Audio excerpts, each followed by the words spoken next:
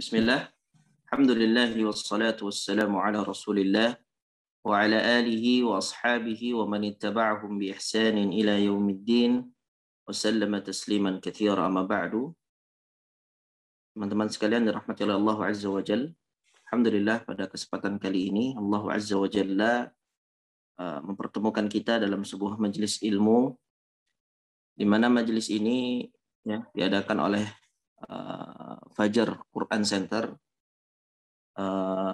bersama dengan program Abati dari Rumah Quran Sunnah Al-Basirah. Kita bersyukur kepada Allah Tabaraka wa Ta'ala atas segala kemudahan yang Allah Azza wa Jalla berikan kepada kita semua hingga kita dapat mengikuti acara ini.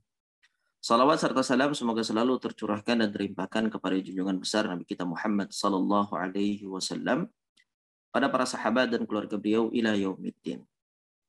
Baik teman-teman sekalian, insyaallah pada kesempatan kali ini kita akan memulai acara kita di dalam mengkaji secara singkat tentang kitab yang dikarang oleh seorang ulama besar, Dr. Aiman Rushdi Suwaid hafizahullahu ta'ala, di mana beliau memiliki kitab yang beliau judulkan dengan At-Tajwidu Al-Musawwar, tajwid bergambar.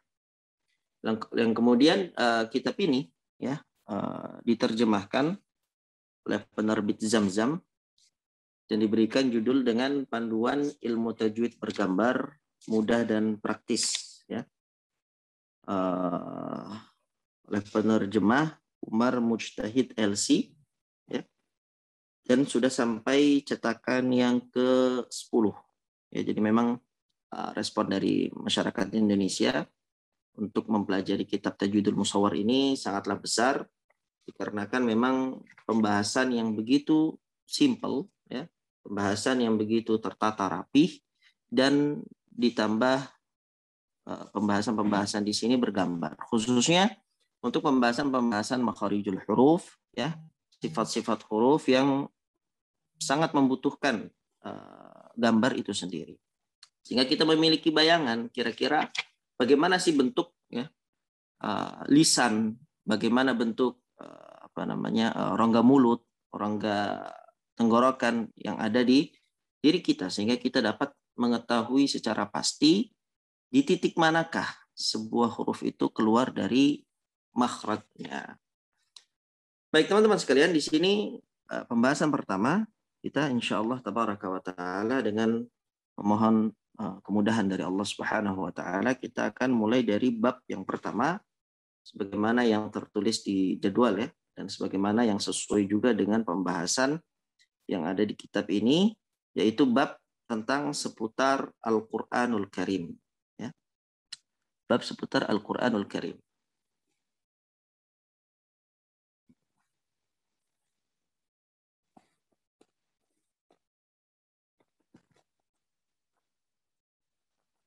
Baik, itu mukaddimah. Ke halaman setelahnya di halaman 7. Baik. Al-Qur'anul Karim. Di sini dijelaskan bahwasanya Al-Qur'an adalah kalam Allah Ta'ala yang diturunkan ke dalam hati Nabi kita Muhammad sallallahu alaihi wasallam. Membacanya bernilai ibadah, tertulis di antara 2 sampul kitab, diriwayatkan kepada kita secara mutawatir, baik oleh manusia maupun jin. Ditantang untuk membuat surat paling pendek seperti apa yang ada di dalam Al-Qur'an. Maksud mutawatir di sini adalah periwayatan suatu kabar secara luas dari satu tingkatan ke tingkatan lainnya, dari awal hingga akhir rangkaian isnad, di mana mustahil menurut akal jika seluruh perawi sepakat untuk berdusta. Ini adalah pembahasan yang ada di bab definisi Al-Qur'an. Yang dimana di sini Syekh Hafizahullah Ta'ala menjelaskan kepada kita bahwasanya Al-Qur'an ini adalah kalamullah. Dan juga ada ranah kaitannya dengan perihal pembahasan yang selalu dibahas oleh para ulama dalam kitab-kitab akidah. Bahwasanya Al-Qur'an itu bukan makhluk, seperti kita, seperti misalnya gunung, pepohonan, hewan, jin, itu makhluk. Tapi Al-Qur'an ini adalah kalamullah, adalah kalamnya Allah Tabaraka wa Ta'ala, yang diturunkan kepada Nabi kita Muhammad SAW. Dengan membaca Al-Quran, maka itu bernilai ibadah. Satu hurufnya ya bernilai ibadah di sisi Allah Azza wa Jalla dan akan dilipat gandakan sebagaimana yang Allah Azza wa Jalla kehendaki. Yang kemudian Al-Quran ini sampai kepada kita diriwayatkan oleh para ulama di setiap generasinya dengan periwayatan mutawatir. Maksud mutawatir di sini adalah periwayatan suatu kabar yang luas dari satu tingkatan ke tingkatan lainnya, yang tidak mungkin ya ada kerjasama untuk berdusta, kerjasama untuk berbohong dalam periwayatan Al-Quran tersebut. Baik itu berkaitan dengan Al-Quran. Lalu berikutnya ada pertanyaan bagaimana Nabi SAW menyampaikan Al-Quran kepada umatnya. Di sini beliau sampaikan bahwasanya Rasulullah SAW menyampaikan Al-Quran kepada umatnya melalui dua cara. Yang pertama adalah secara tertulis di dalam mushaf, ya.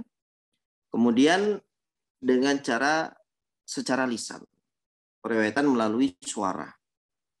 Al-Quran sampai kepada kita melalui dua cara tersebut secara mutawatir.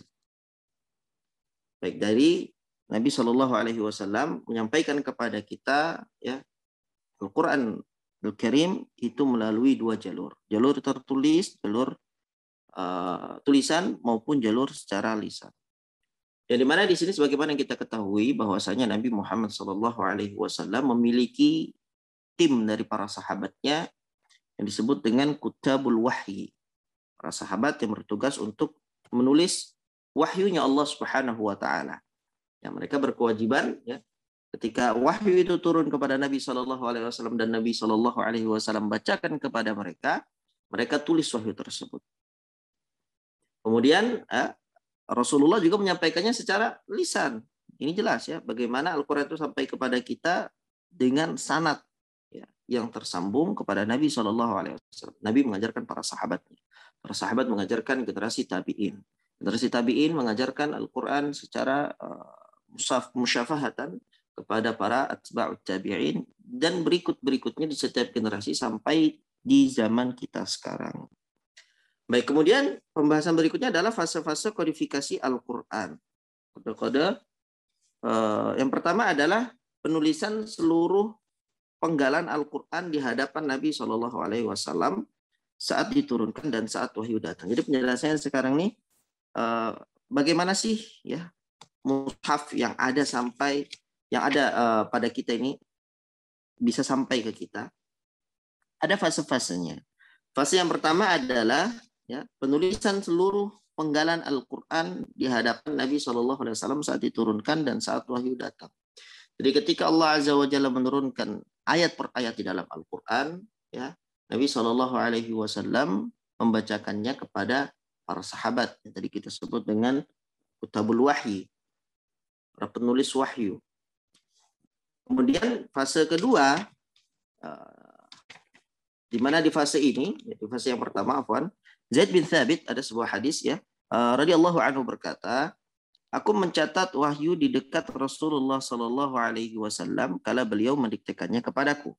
Setelah aku selesai mencatat, beliau berkata, bacalah. Aku pun membacanya.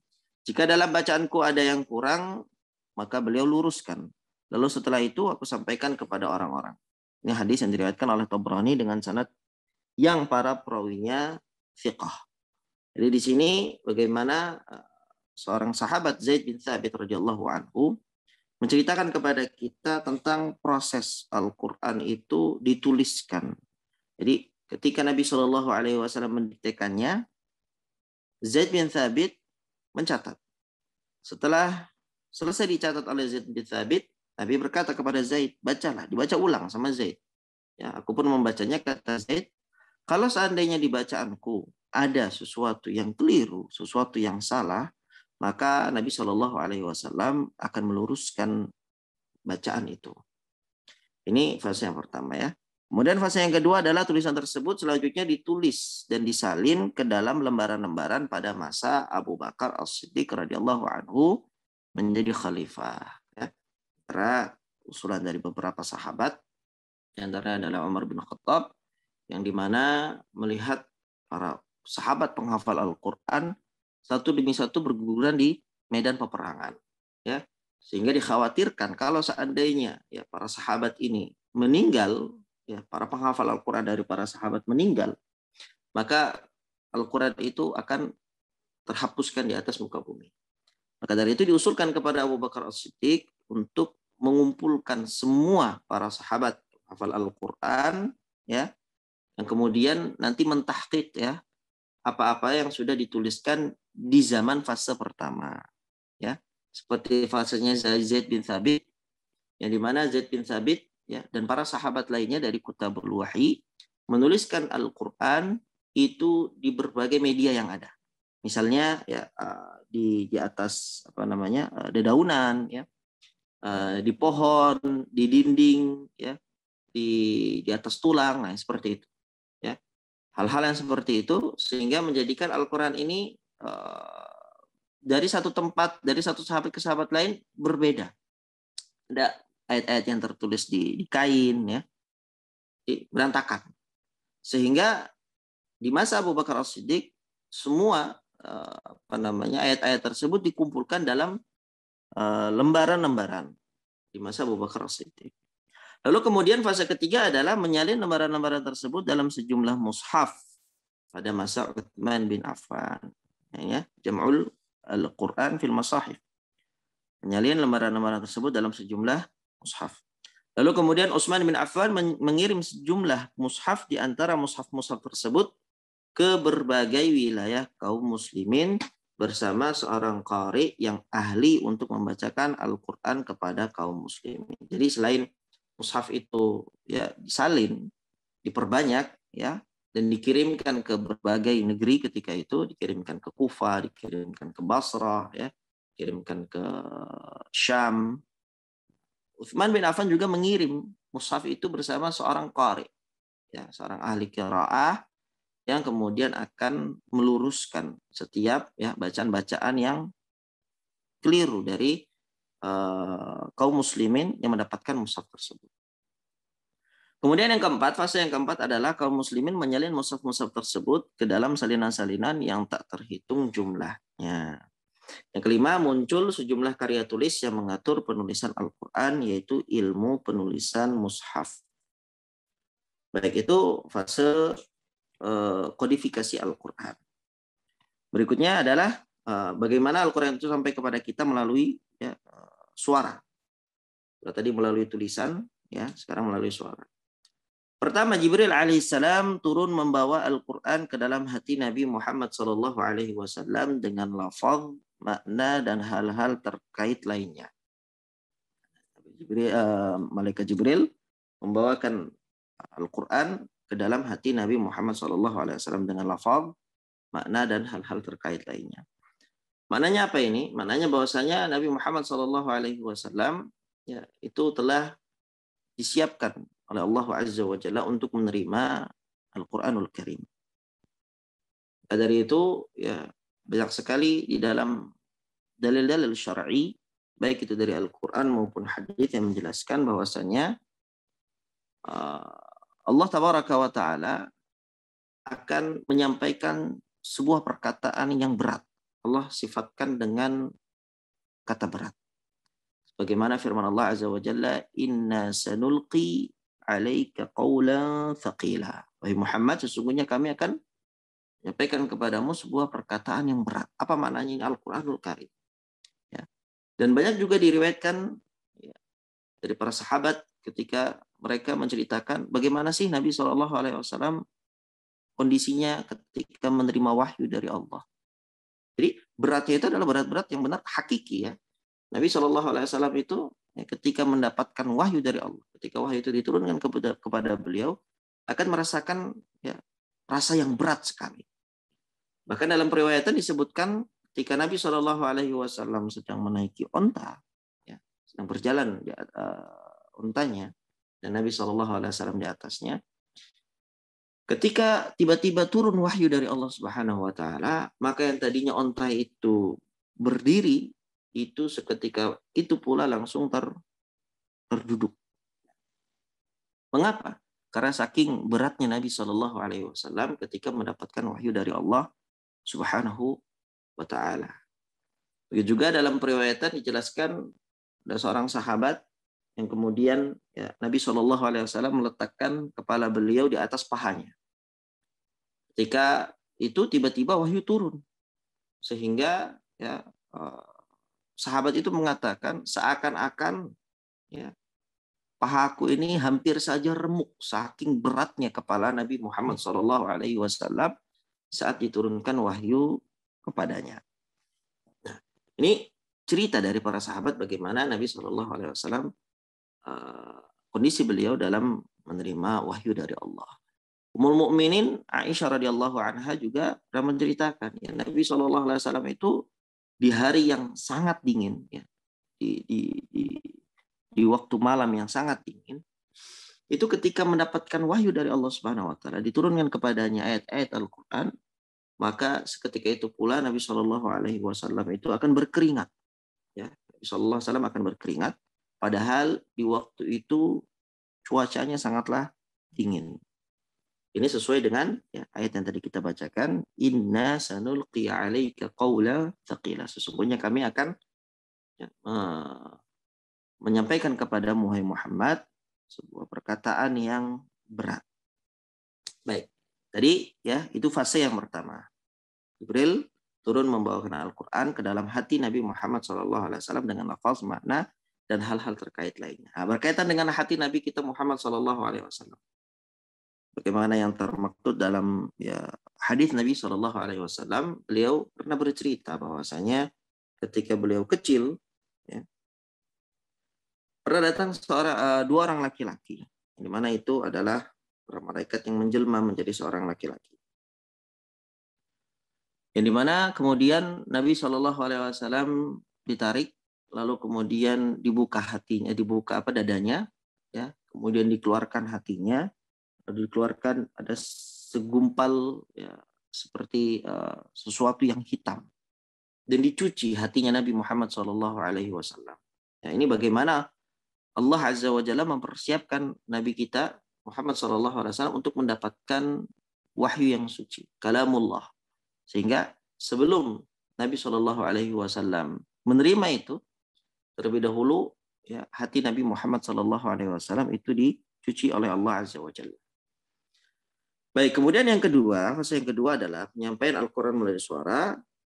Para sahabat yang mulia mempelajari Al-Quran melalui mulut Rasulullah SAW secara langsung ya. Para sahabat melihat bagaimana Nabi mengucapkan, sehingga inilah ya, pentingnya untuk bertalaqi. Kita tidak bisa di dalam mempelajari Al-Quran bersandar kepada buku tertentu ya. Semua buku bagus ya.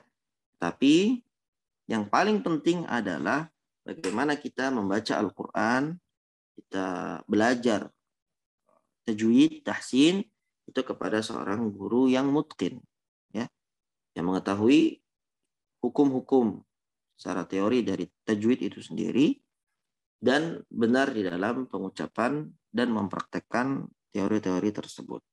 Ya, para sahabat itu belajar Al-Quran langsung dari Nabi SAW melihat bagaimana Nabi melafalkannya. Begitu juga para tabi'in, bagaimana kita sebutkan, para tabi'in belajar Al-Quran itu dari para sahabat. Bagaimana para sahabat mengucapkan Al-Quran, seperti itulah mereka contoh.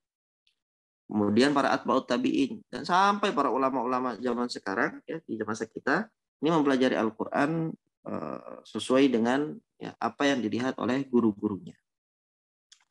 Para sahabat yang mulia mempelajari Al-Quran melalui mulut Rasulullah SAW dan mereka membaca ulang di hadapan beliau sampai Nabi akui bacaan mereka. Sampai diakuin. Kemudian yang ketiga adalah para sahabat meriwayatkan Al-Quran kepada generasi selanjutnya dengan cara yang sama dan begitu seterusnya hingga Al-Quran sampai kepada kita. Jadi ini ya fase penyampaian Al-Quran melalui suara. Kalau tadi fase penyampaian Al-Quran melalui tulisan itu ada 5 fase ya, fase kodifikasi Al-Quran. Nah, melalui suara ini ada tiga fase. Baik, coba tolong dibuka halaman, berarti di halaman yang aslinya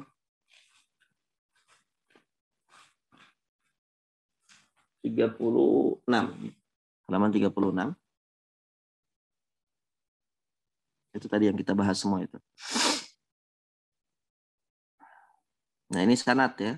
Sanad Al-Quran. Milik Syekh Aiman. Sampai kepada Nabi SAW. Baik. Tajwid ya, ta'rif tajwid. Definisi tentang tajwid. Sekarang kita akan masuk ke pembahasan berikutnya. Kalau tadi kita membahas tentang bab seputar Al-Quranul Karim, maka di sini kita akan membahas tentang ilmu tajwid. Ya, definisi ilmu tajwid. Baik. Ikhwati fillah ya'azani Allah wa iyyakum. Definisi tajwid. Menurut etimologi, ya, tajwid itu maknanya adalah memperbagus. Ya. Dari kata jawwada yujawwidu. Kata jawwada yujawwidu artinya adalah memperbagus. Atau makna atau bahasa yang lain selain jawwada yujawwidu adalah hassana yuhassinu. Makanya ada pembahasan tentang tajwid, ada istilah tentang tahsin. Semuanya itu sama secara bahasa. Baik tajwid maupun tahsin itu sama. Menurut terminologi, ya kalau tadi menurut secara bahasa, sekarang secara istilah ya, secara istilah, tajwid itu adalah ilmu untuk mengetahui pengucapan huruf-huruf Arab secara benar. Dengan mengetahui makhraj-makhrajnya, sifat-sifat inti dan sifat-sifat yang bukan inti, serta hukum-hukum yang muncul darinya. Tajwid itu adalah ilmu untuk mengetahui bagaimana sih pengucapan huruf-huruf Arab secara benar. Jadi ilmu tajwid itu yang paling dasar, yang wajib diketahui itu adalah ilmu tentang makharijul huruf dan sifat-sifatnya.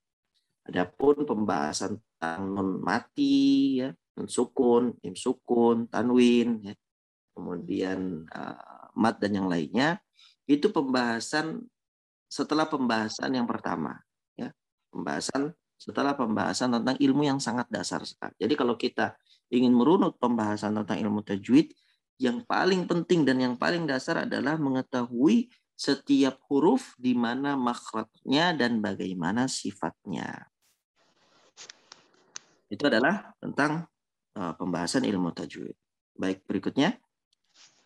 Imam Ibnul Jazari ya dalam kitabnya An-Nashr berkata, beliau katakan, setahu saya tidak ada cara untuk mencapai puncak kesempurnaan dalam ilmu tajwid.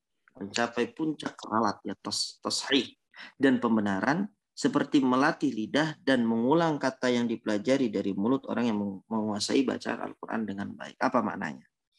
Beliau sebutkan di sini bahwasanya metode dalam mempelajari ilmu tajwid yang paling baik adalah dengan cara bertalaqi pada orang yang sudah menguasai bacaan Al-Quran dengan baik. Ya. Beliau sebutkan karena tajwid bukanlah memain-mainkan lidah, mulut, dan rahang ya secara sembarangan.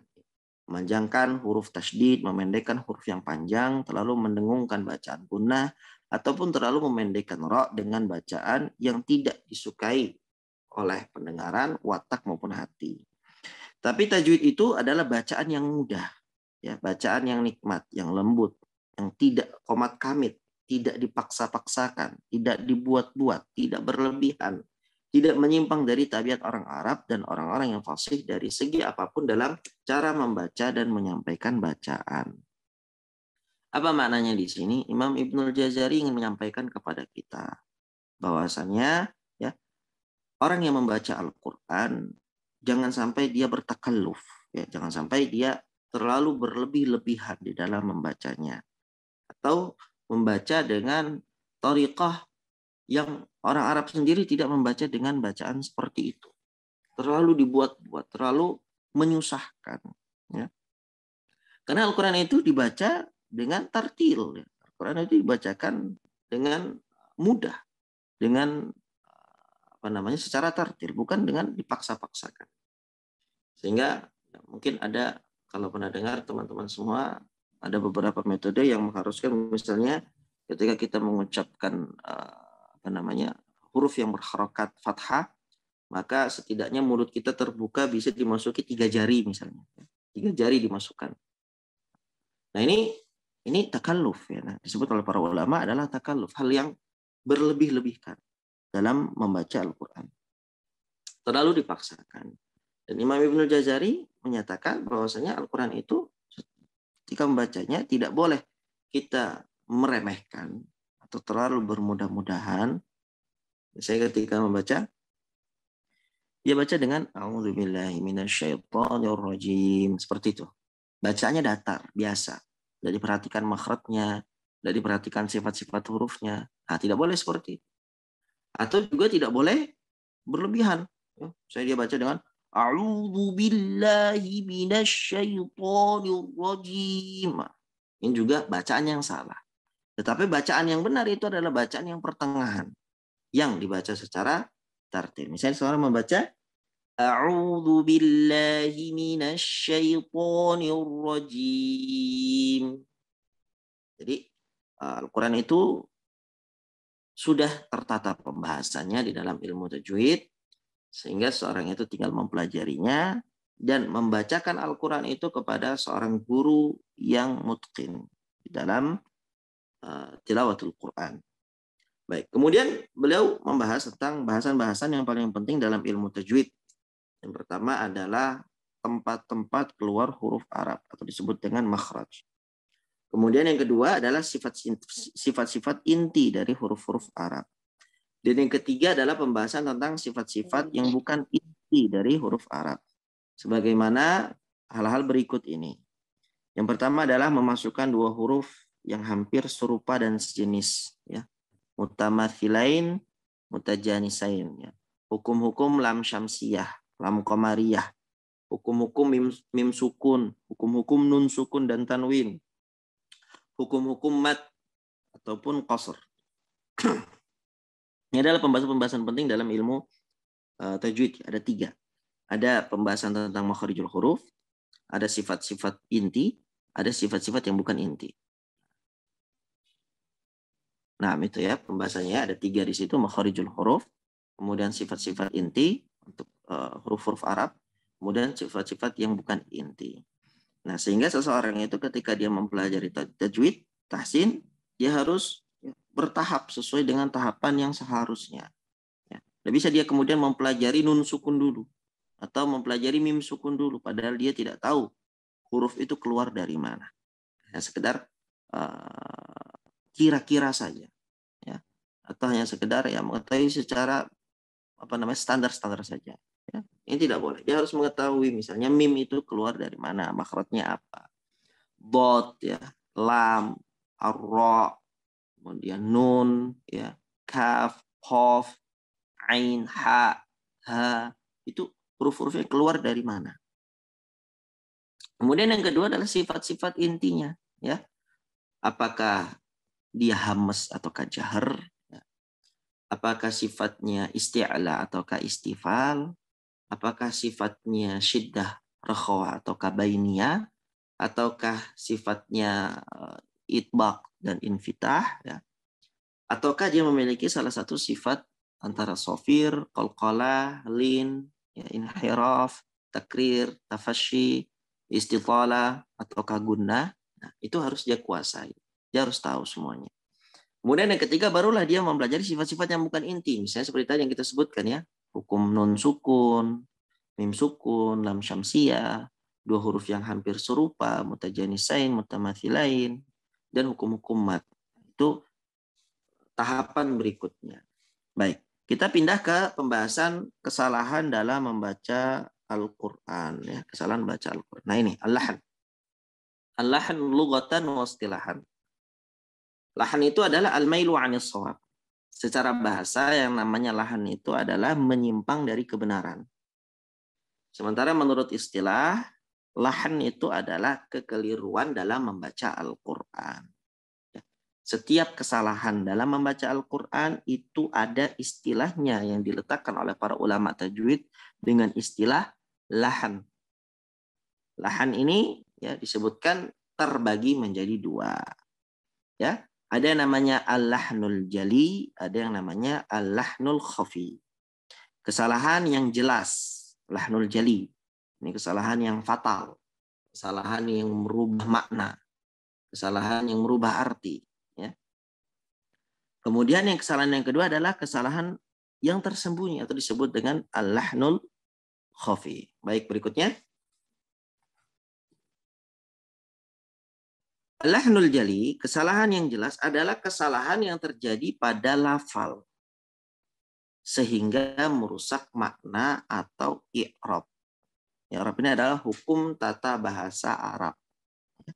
Contohnya di situ ya Syekh Aiman membawakan contoh ayat an'amta alaihim. An'amta alaihim itu yang benar. Tetapi kata ta dalam ayat itu diganti sehingga dia baca dengan an'amtu alaihim. Ihdinas siratal mustaqim, siratal ladzina an'amta alaihim. Ya Allah, tunjukkanlah kepada kami jalan yang lurus. Jalan yang lurus seperti apa? Jalan yang lurus sebagaimana jalan yang telah Engkau berikan nikmat jalan tersebut kepada mereka. Ya. Engkau yang memberikan nikmat. Itu kalau an'amta yang benar. Tapi kalau kita ganti an'amtu, maka artinya berubah. Sebagaimana yang aku berikan nikmat. Engkau berikan nikmat, jadi aku memberikan nikmat. Jadi maknanya berubah dan ini fatal. Ya. Berikutnya contohnya adalah fakatsarakum. Aslinya itu fakatsarakum. Tapi dia ganti dengan fakatsarakum. Ya, fa-nya diganti dengan sin. Harusnya dia baca fa diganti dengan sin. Ini kesalahan yang fatal dan masuk ke dalam lahnul jali. Jadi lahnul jali ini dari contoh-contoh ini bisa kita ambil ya. Contohnya adalah mengganti harokat. Kemudian di contoh kedua mengganti huruf ya. Seharusnya dibaca dengan sa, dia baca dengan sin. Baik, contoh berikutnya adalah kata aso. Aso ya. Itu yang salah. Yang benar seharusnya dia baca dengan asa, asa, asa, ya, antara sa dengan so, sa, so, sa, so. Itu berbeda, ya. Sa tipis, sedangkan sod itu tebal. Sa adalah huruf tersendiri, sin adalah huruf tersendiri, sod itu adalah huruf tersendiri. Jadi ketika ada yang membaca asa, dia baca dengan aso, itu adalah kesalahan fatal yang masuk dalam kategori al-lahnul jali. Kemudian contoh yang lain adalah yang merubah harokat, yang seharusnya dia baca Bismillahirrahmanirrahim. Dia baca dengan Bismillahirrahmanirrahim. Ganti harokatnya. Ini juga kesalahan yang fatal. Baik, berikutnya.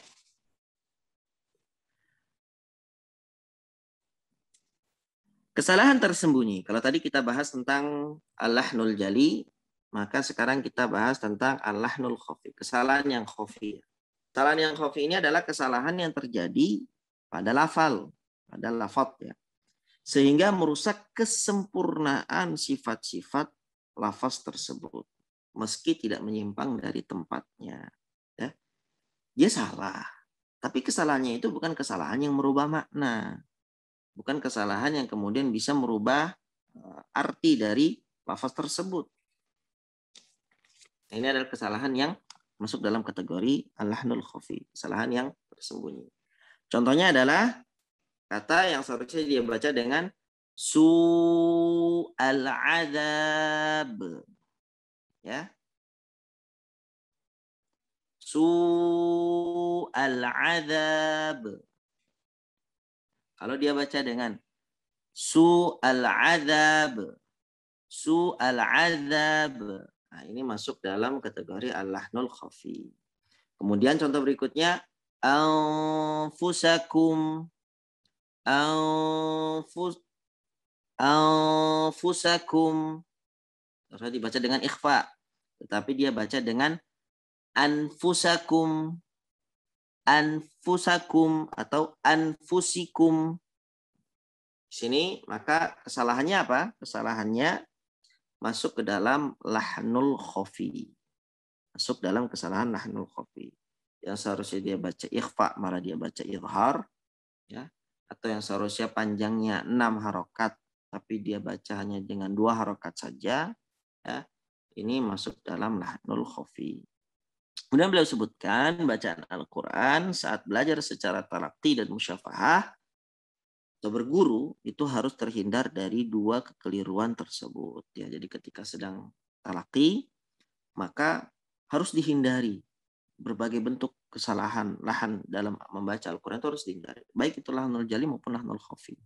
Jadi jangan sampai yang dijauhi dalam membaca Al-Quran secara talaqi itu hanya saja lahnul jali. Sedangkan lahnul khafinya dibiarkan oleh gurunya. Ini juga kesalahan. Atau murid yang terlalu bermudah-mudahan dalam melanggar aturan lahnul khafi. Yang juga disalahkan. Jadi harus dijaga. Jangan sampai dia masuk dalam kategori yang meremehkan lahnul jali maupun lahnul khafi.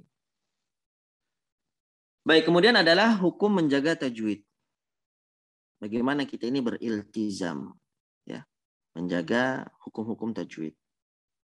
Beliau katakan berkaitan dengan persoalan menjaga tajwid, ya, orang-orang bersikap antara berlebihan dan terlalu menganggap enteng.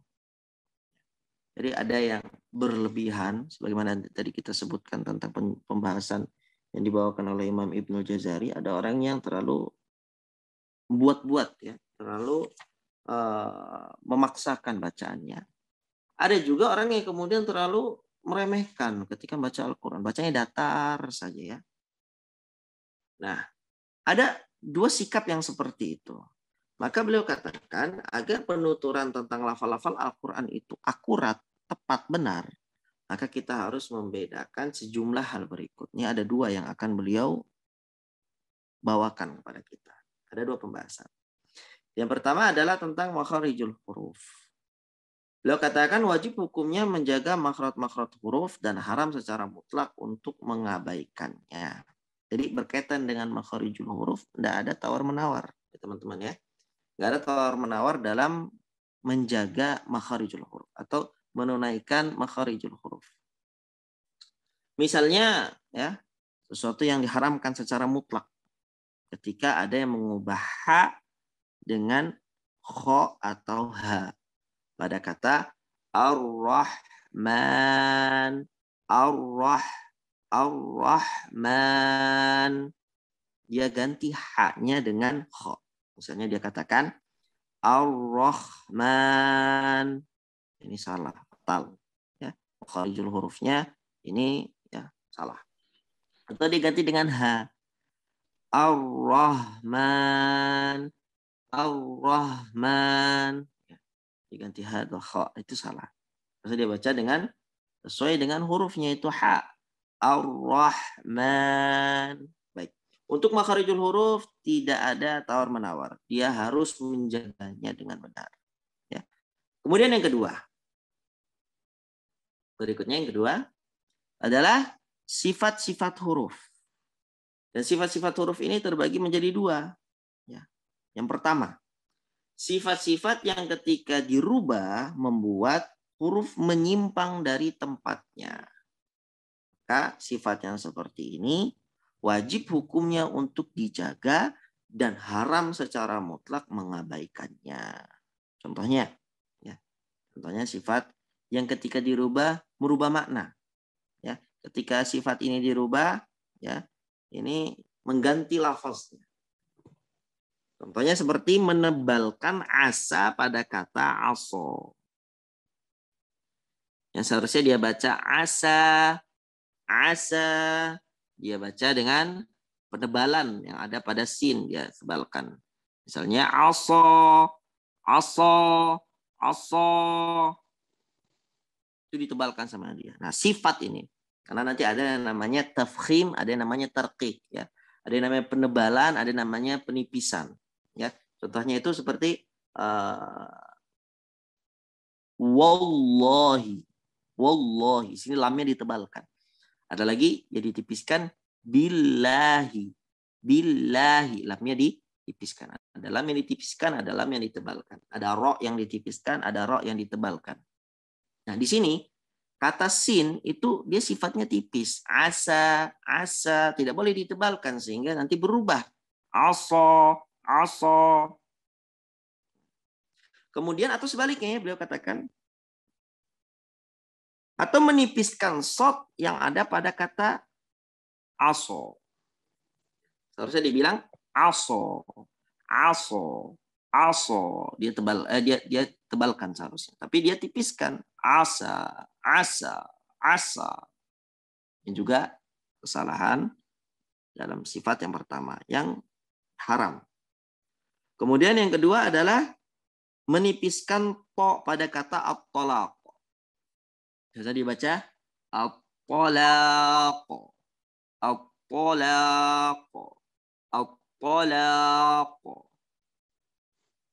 Ya, seharusnya baca tebal malah dia tipiskan. Dia bacanya bagaimana? At-talaq. Seharusnya dibaca dengan po, dia baca dengan ta. Po, ta. Ini berbeda. Atau sebaliknya, yang seharusnya dia tipiskan, dia baca at-talaq, tapi dia malah tebalkan. Jadi at-talaq. Ini juga adalah ya, sesuatu yang tidak diperbolehkan. Baik, ini yang sifat yang pertama ya. Sifat yang pertama adalah sifat yang ketika dirubah, dia menjadikan huruf itu menyimpang dari tempatnya. Sifat yang kedua adalah sifat-sifat yang hanya untuk memperindah saja. Contohnya, ya, jadi nggak fatal seperti yang tadi. Kalau yang tadi itu fatal merubah makna. Tapi kalau sifat yang kedua ini, dia sifatnya hanya untuk ya memperindah, tazyin saja. Misalnya menipiskan ro yang berharakat fathah atau dhammah. Seperti pada kata Ar-Rahmanir Rahim. Situ ada ro, ada dua ro di situ. Dan ro-nya berharakat fathah. Kaidahnya kalau ro berharakat fathah dan dhammah, ro-nya harus tebal, tidak boleh dibaca tipis, ya. Sehingga nggak boleh kita baca dengan Ar-Rahmanir Rahim, tapi harus tebal. Ar-Rahmanir Rahim, ro. Nggak boleh dibaca dengan ra. Nggak boleh. Kemudian berikutnya adalah tidak memperjelas antara desisan hamas. Ya, desisan hamas. Misalnya, contohnya tabbat yada. Ada desisan dari apa namanya hamas itu ya pada ta. Tabbat yada. Bagaimana dia bacanya? Dia bacanya tabbat yada. Tabbat dengan tabbat. Ini ya berbeda. Yang benar adalah tabbat.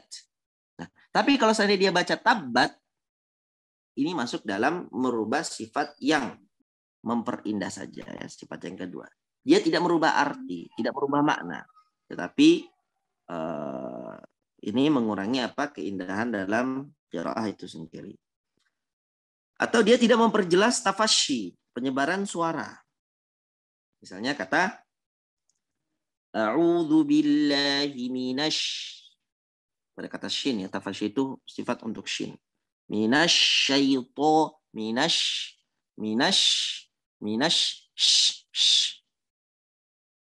Dia tidak lakukan itu.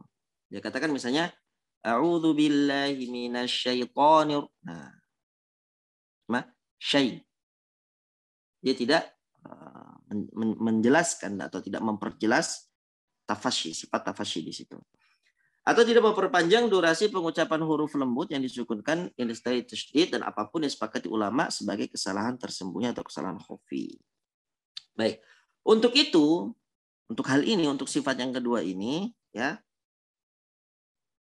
terkait sikap berlebihan atau mengabaikan terhadap penjagaan tajwid harus dibedakan. Ya. Kalau tadi sifat yang pertama itu hukumnya haram untuk diabaikan, seperti asa dia baca aso. Nah, hukum sifat yang kedua ini, pembahasan yang memperindah ini, ya, Ini yang pertama, dibedakan kondisinya. Berikutnya adalah saat mengajar secara talaqi ataupun musyafahah. Ketika seseorang sedang berada di majelis talaqi, ya, sifat yang kedua ini ya wajib dijaga dan haram diabaikan. Karena ini namanya berdusta dalam meriwayatkan. Apa maknanya, teman-teman? Ya, maknanya adalah ya ketika tadi kita katakan misalnya Ar-Rahman, Ar-Rahman. Nah, seorang guru tidak boleh membiarkan muridnya membaca Ar-Rahman, Ar-Rahman. Itu tidak boleh. Atau seorang murid yang sengaja mengganti hal tersebut, ini juga tidak diperbolehkan. Ya. Walaupun ini tidak merubah arti, tidak merubah makna, tapi kesalahan yang seperti ini di dalam majelis talaqi, majelis musyafahah, ini tidak boleh terjadi. Ya. Kalau seandainya itu dibiarkan oleh gurunya, dia mengucapkan Ar-Rahman dibiarkan, atau dia mengucapkan Tabat Yada dibiarkan, maka ini namanya berdusta dalam meriwayatkan. Ya. Baik, itu yang pertama. Dalam kondisi talaki. Adapun yang kedua, kondisi saat membaca seperti biasa. Ya, seorang membaca Al-Quran misalnya. Bukan di majelis talaki. Maka dalam kondisinya harus dibedakan antara dua bentuk orang. Yang pertama adalah orang yang sudah ahli. Orang yang sudah menguasai hukum-hukum tajwid. Dia tahu. Ya, nggak boleh dibaca Ar-Rahman. Atau tidak boleh dibaca Tabat. Tabat Yada. Itu nggak boleh. Bagi orang yang seperti ini, mengabaikan sifat-sifat huruf tersebut merupakan aib baginya. Udah tahu masih dilanggar, ini aib bagi dia. Yang pertama. Yang kedua adalah orang awam. Orang awam ini maksudnya apa? Orang yang tidak menguasai hukum-hukum tajwid, tidak tahu perbedaan antara ya Ar-Rahman dengan Ar-Rahman. Tidak tahu perbedaan antara tabat dengan tabat. Nah, maka bagi yang seperti ini, mengabaikan sifat-sifat huruf berarti meninggalkan yang lebih sempurna namun tidak ada celaan baginya. Baik. Ini berkaitan dengan hukum menjaga tajwid. Jadi kita ringkas ya. Hukum menjaga tajwid itu ada dua pembahasan yang penting. Yang pertama menjaga makharijul huruf. Yang kedua adalah menjaga sifat-sifat huruf. Menjaga makharijul huruf ini tidak ada tawar-menawar ya. Harus dia jaga sesuai dengan makhrajnya. Adapun sifat-sifat huruf, maka terbagi menjadi dua. Sifat yang pertama adalah sifat yang ketika dirubah, akan merubah arti, merubah makna dari kata tersebut. Maka sifat yang pertama ini juga tidak bisa ditawar-menawar. Ya. Dia harus datangkan sifat itu. Dia harus sebutkan sifat itu dari tempatnya. Kemudian sifat yang kedua adalah sifat yang hanya memperindah. Bagaimana hukum menjaga sifat yang hanya memperindah ini? Dibagi dalam dua kondisi. Kondisi pertama ketika talaki, dia harus datangkan, tidak boleh tidak. Adapun ketika membaca sendiri, seorang yang alim, seorang yang sudah mengetahui ilmu hukum tajwid, aib bagi dia kalau dia langgar sifat yang kedua ini. Ataupun bagi orang awam, maka bagi orang awam tidak masalah jikalau dia tidak mendatangkan sifat-sifat yang hanya untuk memperindah. Baik. Berikutnya, hukum membaca Al-Quran dengan seni suara atau disebut dengan alhan. Ya. Ini pembahasan yang mungkin akan kita bahas secara singkat saja, ambil khulasahnya saja. Alhan ini, ya, itu sebagian ulama mengistilahkannya dengan ilmu maqamat. Mungkin teman-teman ya sering mendengar ya, maqam Hijazi, maqam Nahawan, ya, maqam Bayati, dan maqam-maqam yang lainnya. Nah, di sini ulama-ulama qiraat mu'asirin, terutama misalnya seperti Dr. Aiman, yang kita pelajari kitabnya, ini secara tegas dan secara terang-terangan menyatakan bahwasanya ilmu maqamat itu adalah sesuatu yang diharamkan di dalam agama. Ya. Dan beliau membawakan pernyataan itu dengan penjelasan dalil-dalil syar'i. Kan di akhir pembahasan ini beliau katakan, ya, untuk penjelasan lebih luas silahkan merujuk buku saya yang berjudul Al-Bayan li Hukm Qiraatul Quran Al-Karim bil Alhan, yaitu judul buku beliau yang dimana di situ beliau menjelaskan secara panjang lebar bahwasanya mempelajari ilmu maqamat ya, dengan sengaja ya. Bukan seseorang yang kemudian dia mendengarkan orang membaca dengan maqam bayati lalu kemudian dia bisa menirukan. Nah, ini beda lagi. Tapi kalau dia mempelajari itu ya dari satu tangga nada ke tangga nada yang lain ya. Nah, ini haram hukumnya. Baik, berikutnya bab tentang tingkat kecepatan bacaan Al-Qur'an.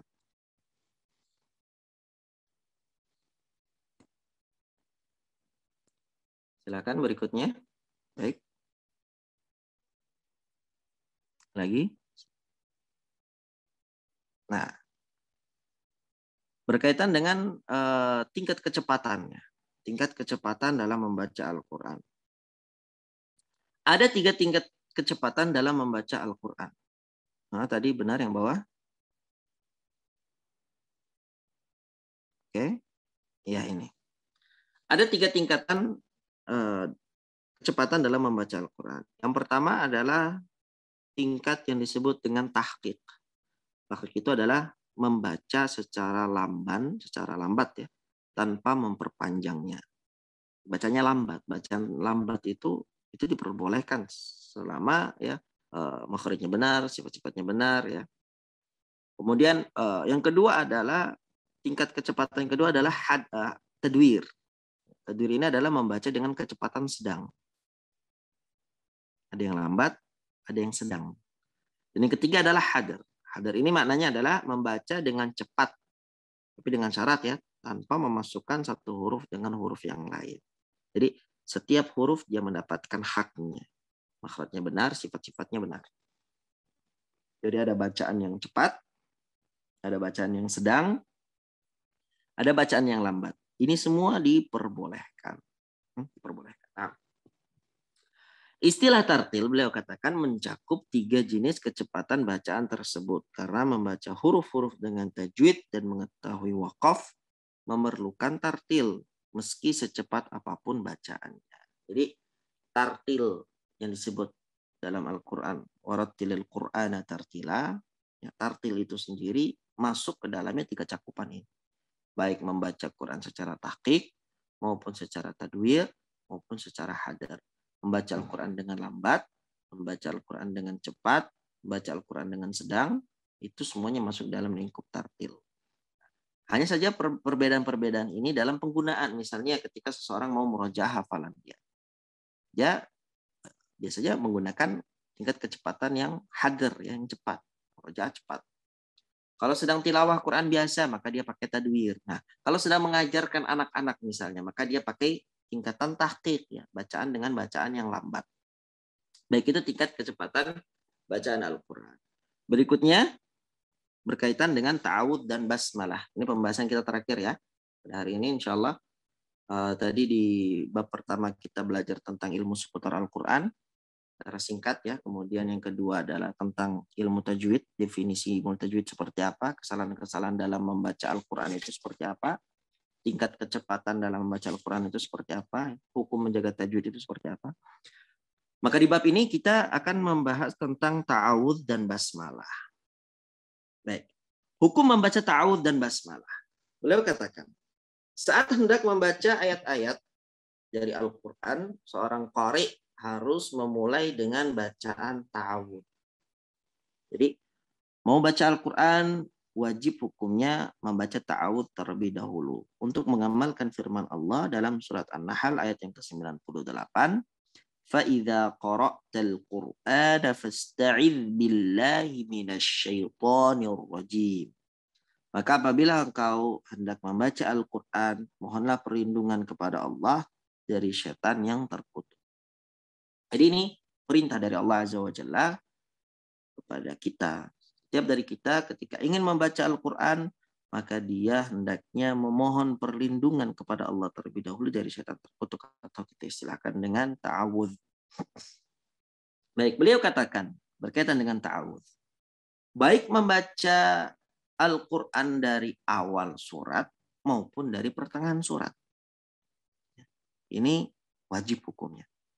Mau kita membaca dari pertengahan surat Al-Baqarah, ya, maka harus membaca ta'awudz. Atau ketika kita mau mulai baca, kita mulai dari awal surah Al-Baqarah, itu pun harus membaca ta'awudz. Itu untuk pembahasan ta'awudz. Adapun kalau bismillah atau basmalah, basmalah itu harus dibaca di setiap awal surat kecuali surat At-Taubah. Jadi bacaan basmalah bismillahirrahmanirrahim di awal surat itu wajib. Kalau ta'awudz tadi baik di tengah maupun di awal itu wajib. Kalau basmalah maka yang wajib itu hanya di awal saja. Kecuali surat At-Taubah. Surat Taubah, jika kita mulai dari ayat yang pertama, maka di situ tidak disyariatkan untuk membaca basmalah. Baik. Lalu kalau pertengahan bagaimana? Baca basmalah atau tidak? Nah, beliau sebutkan, saat qari hendak membaca bagian tengah surat, bukan dari awal, ia boleh memilih antara membaca basmalah atau tidak. Jadi ada pilihan ya. Kalau di pertengahan surat, kita ada pilihan nih. Mau baca atau tidak, terserah. Tapi kalau ta'awudz wajib. Baik. Sementara ta'awudz harus dibaca seperti yang sudah dijelaskan sebelumnya. Itu beliau sampaikan ya. Baik. Ada mulahadzat, ada beberapa perkara yang harus kita perhatikan. Beliau katakan, ada beberapa tempat di mana qari lebih baik tidak membaca basmalah saat itu. Ya. Ada beberapa tempat, ada beberapa ayat yang ketika seorang qari mau memulai membaca Al-Quran, lebih baik dia tidak membaca basmalah. Jadi afdolnya tidak baca basmalah. Karena hukum aslinya kan terserah. Mau baca boleh, tidak boleh. Tapi dalam beberapa poin ini, lebih baik dia tidak membaca. Afdolnya dia tidak membaca. Kapan itu? Yaitu ketika ada di ayat-ayat terkait orang-orang kafir. Ayat-ayat yang mendoakan keburukan kepada orang kafir. Ayat-ayat yang membeberkan aib kaum munafikin, ya.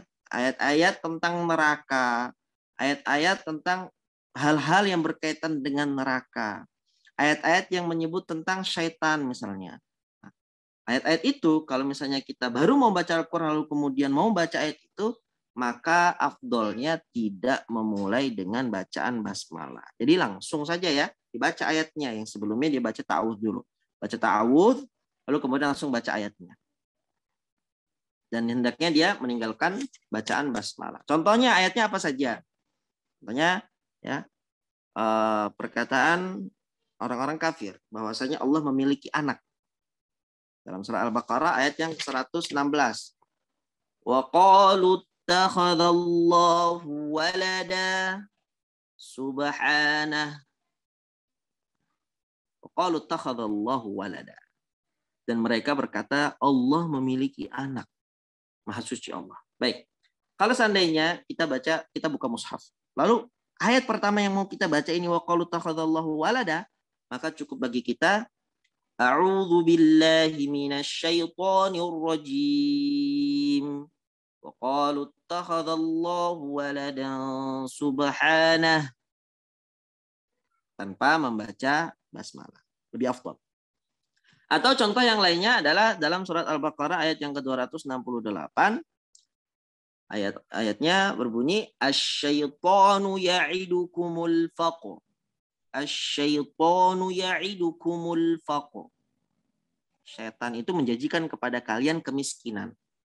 Baik, ini berkaitan dengan setan. Kalau tadi berkaitan dengan perkataan orang-orang kafirin. Nah, maka kalau kita mau membaca ini sebagai ayat pertama yang akan kita baca, maka cukup membaca ta'awudz saja ya.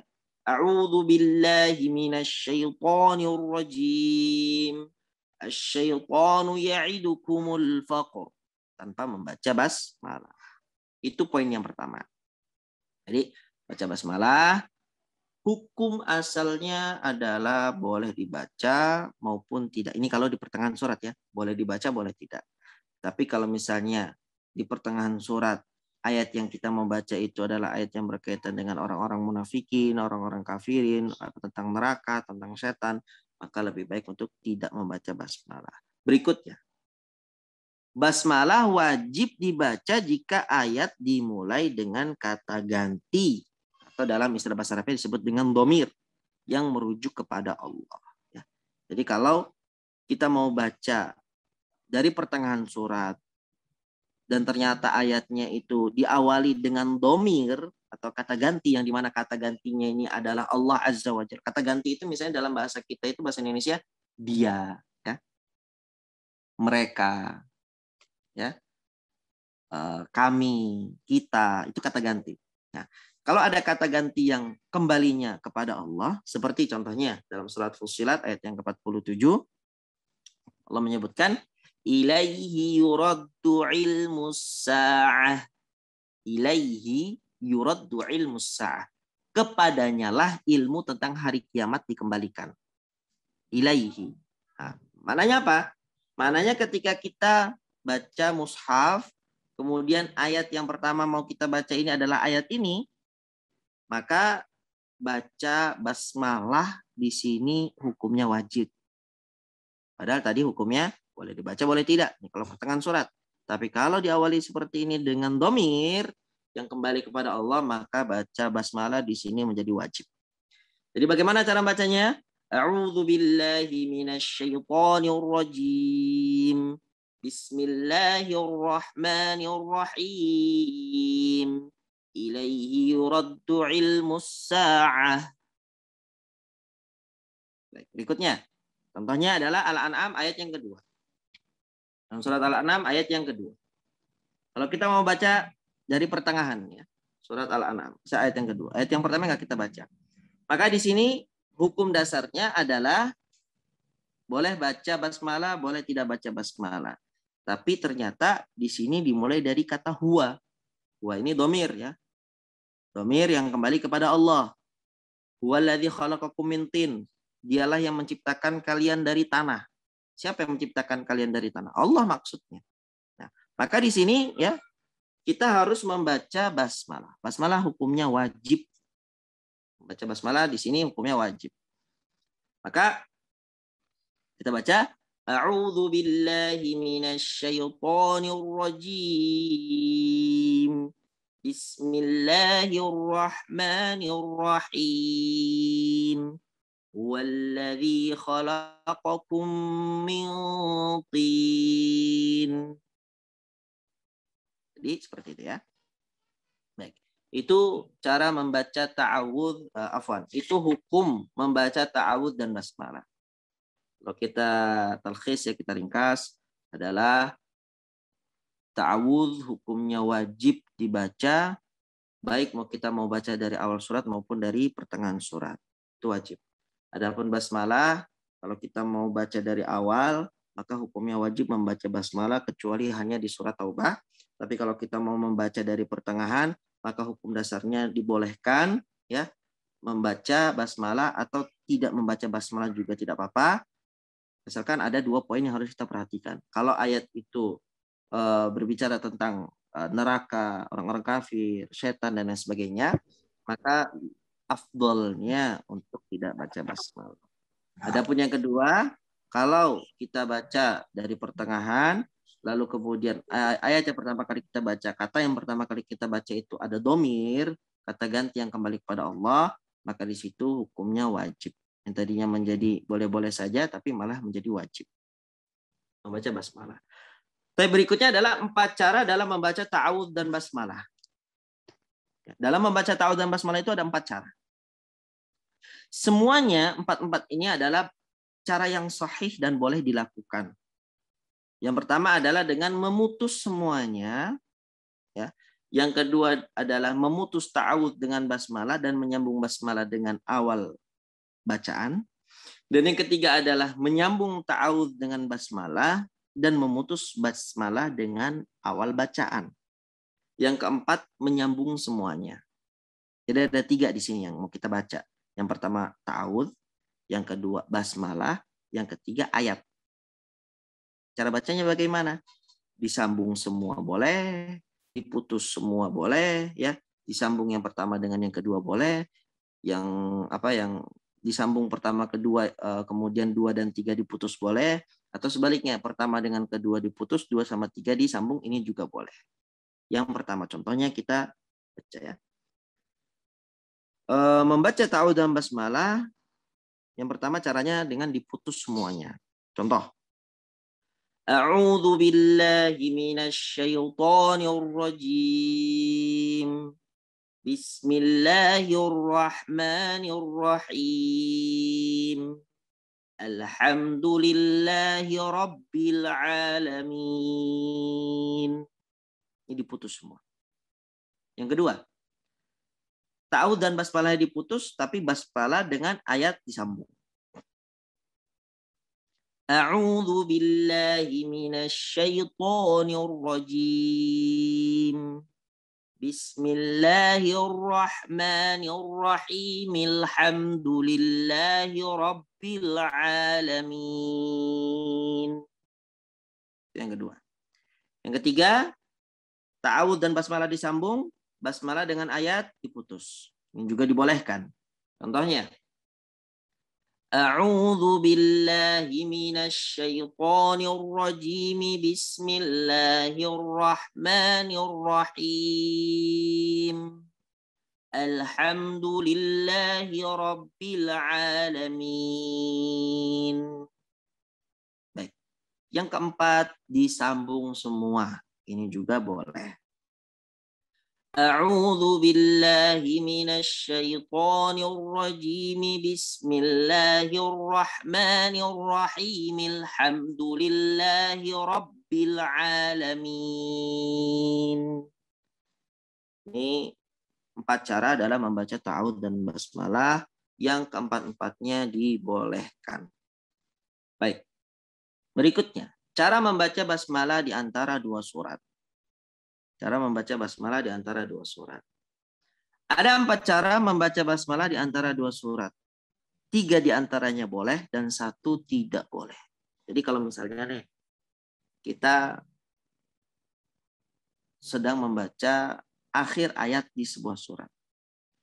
Maka ketika mau melanjutkan ke surat berikutnya, kan ada basmalah tuh. Kita wajib baca basmalah. Terus yang ketiga adalah awal ayat yang ada di surat berikutnya. Jadi ada 3. Kalau tadi pembahasan kita tentang ta'awudz, basmalah, dan awal ayat. Kalau di sini adalah ayat terakhir, basmalah, dan ayat yang pertama. Bagaimana cara membacanya? Ada 4 cara. 3 dibolehkan, 1 tidak dibolehkan. Cara yang pertama adalah akhir surat dengan basmalah diputus. Ya. Lalu basmalah dengan awal surat diputus juga. Ini hukumnya boleh. Cara yang kedua. Akhir surat dengan basmalah diputus, tapi basmalah dengan awal surat disambung. Ini hukumnya boleh. Cara ketiga. Akhir surat dengan basmalah disambung, basmalah dengan awal surat juga disambung. Ini boleh. Yang tidak boleh ada cara keempat. Akhir surat dengan basmalah disambung, tapi basmalah dengan awal suratnya diputus. Ini hukumnya tidak boleh. Baik, kita contohkan. Berikutnya ya. Cara membaca basmalah di antara 2 surat yang dibolehkan. Pertama, diputus semua. Sebagaimana tadi kita sebutkan. Ya. Diputus semua. Akhir surat diputus dengan basmalah. Basmalah juga diputus dengan awal surat. Contohnya, walam yakul lahu kufuwan ahad. Bismillahirrahmanirrahim. Qul a'udzu birabbil falaq. Di akhir surat Al-Ikhlas. Kita mau sambung baca surat Al-Falaq. Gimana bacanya? Yang pertama boleh diputus semua ya. Bagaimana tadi kita sebutkan. Ini boleh. Yang kedua, wakaf di akhir surat yang sudah habis dibaca dan menyambung basmalah dengan awal surat berikutnya. Maksudnya apa? Antara walam yakul lahu kufuwan ahadnya diputus dengan bismillahirrahmanirrahim. Tapi bismillahirrahmanirrahim disambung dengan qul a'udzu birabbil falaq. Bagaimana jadinya? Walam yakul lahu kufuwan ahad. Bismillahirrahmanirrahim. Qul a'udzu birabbil falaq. Pertama diputus, kemudian kedua disambung. Yang terakhir adalah menyambung semuanya. Ya, menyambung semuanya. Tadi walam yakul lahu kufuwan ahadnya disambung dengan bismillahirrahmanirrahim, sambung lagi dengan qul a'udzu birabbil falaq. Contohnya, ولم يكن له كفوا أحد بسم الله الرحمن الرحيم قل أعوذ برب الفلق. Sambung semua. Nah, itu 3 cara yang dibolehkan. Berikutnya adalah cara membaca basmalah di antara 2 surat yang tidak dibolehkan. Ada 1 cara yang tidak dibolehkan. Apa maksudnya? Seperti menyambung akhir surat dengan bacaan basmalah, tapi memutus basmalah dengan awal surat berikutnya. Nah, ini yang tidak dibolehkan seperti ini. Walam yakul lahu kufuwan ahadun bismillahirrahmanirrahim. Qul a'udzu birabbil falaq. Ini adalah cara yang tidak diperbolehkan. Kenapa? Beliau sebutkan cara ini dilarang karena mengesankan basmalah itu adalah bagian dari surat yang sudah selesai dibaca. Jadi seakan-akan kalau kita baca walam yakul lahu kufuwan ahadum bismillahirrahmanirrahim. Qul a'udzu birabbil falaq. Jadi seakan-akan basmalah itu adalah akhir ayat yang ada dalam surat Al-Ikhlas. Ya, jadi ini tidak boleh dilakukan. Baik, perhatian. Di sini beliau ingatkan. Berikutnya. Qari harus menjaga i'rab dan kaidah-kaidah bahasa Arab saat menyambung bacaan ta'awudz, basmalah, dan awal surat. Ya, jadi kaidah-kaidah Arab itu dia harus jaga. Jangan sampai sembarangan. Ini khususnya ketika dia mau menyambung tadi. Misalnya sambung bacaan ta'awudz dengan basmalah atau menyambung basmalah dengan awal suratnya harus dia jaga kaidah-kaidah Arab. Misalnya adalah ketika dia membaca a'udzubillahi minasyaitonirrajim bismillahirrahmanirrahim kemudian dengan awal ayat iqra bismi rabbik. Nah, ini ya mim di akhir bacaan ta'awudz dikasrohkan. A'udzubillahi minasyaitonirrajim. Mi ya. Itu harus dibaca. Jangan dia baca a'udzubillahi minasyaitonirrajim bismillah. Itu tidak boleh. Tapi harus dia katakan minasyaitonirrajim. Minasyaitonirrajim bismillah. Seperti itu. Kemudian dan mim yang ada pada kata ar-rahim menggugurkan hamzah wasal yang ada pada iqra. Jadi nggak boleh kita baca bismillahirrahmanirrahim iqra. Nggak boleh. I-nya itu udah nggak ada lagi ketika disambung. Karena itu adalah hamzah wasal. Jadi yang cukup dibaca bismillahirrahmanirrahim iqra. Kita sambung misalnya. A'udzu billahi minasyaitonir rajim. Bismillahirrahmanirrahim. Iqra bismi rabbik. Ya, seperti itu. Insyaallah itu yang menjadi pembahasan kita pada kesempatan kali ini. Insyaallah kita lanjutkan pembahasan kita besok di pembahasan huruf-huruf Arab, ya. Kemudian organ-organ suara dan cara terbentuknya suara dan huruf. Ya, insyaallah tabaraka wa taala. Attafi huna sallallahu ala Muhammadin wa ala alihi wa sahbihi wa sallam. Assalamualaikum warahmatullahi wabarakatuh.